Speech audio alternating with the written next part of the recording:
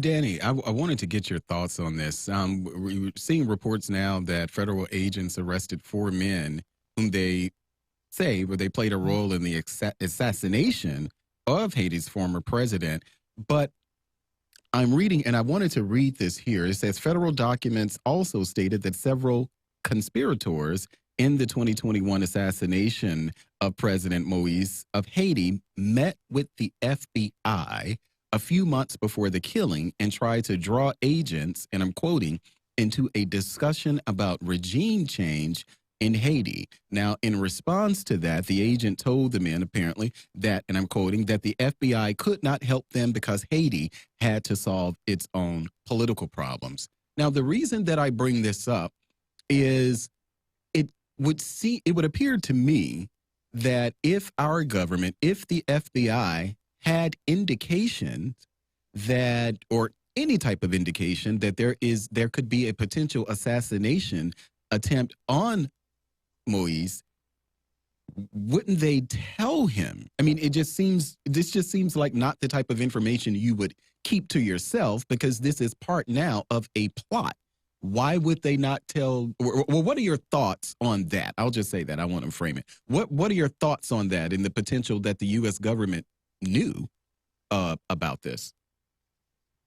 Yeah, I'm laughing out loud, Malik, because if you read the AP and Reuters and CNN stories, of course, the FBI, the CIA, the DEA come across as these altruistic entities who have long respected Haitian sovereignty. I mean, it's so laughable, the tone of these articles. So supposedly right now, U.S.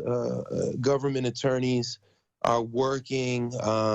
It's been a year and a half now since Jovenel Moïse was assassinated. Jovenel Moïse was a mediocre dictator. He certainly had no popular support. That's what brought me to Haiti to march with the people and to report on this mass upsurge, this mass movement against neocolonialism and neoliberalism.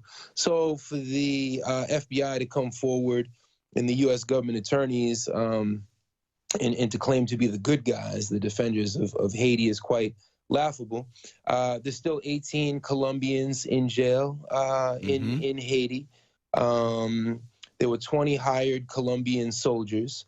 I mean, there can be no doubt that somehow or other U.S. intelligence and the U.S. State Department and the Pentagon, whatever offshoots, were involved in this assassination or gave some type of green light or looked the other way, because nothing happens in a neo-colony without the connivance of the imperial state. Well, Danny, let me unpack that. You went where I was going with this. So two of the people that they detained, one is a Venezuelan American and another is a Colombian living in the United States. So they own a security company, a security company here in the States. Now, as the New York Times reports, one of those owners, which is, I believe he is the Colombian, this guy Pretel Ortiz, at the time of the assassination, he was an FBI informant.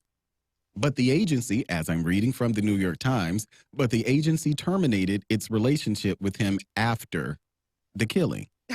At least three other suspects in the case were former informants for the DEA.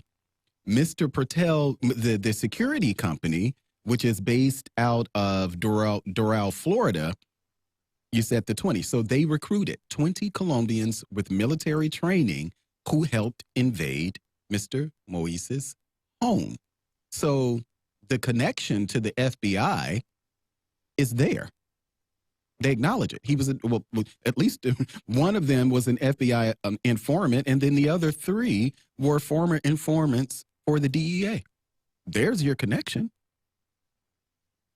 Yeah, the whole thing is so sloppy. So Tony Intriago is the Venezuelan American coming from a very anti-Bolivarian right-wing ideological background, along with these other Colombian businessmen who linked up with the Haitian American businessmen, namely Christian Emmanuel Sanon, who had aspirations to be potentially the next dictator in Haiti. So there were different Colombian and Venezuelan right-wing financiers behind this entire operation.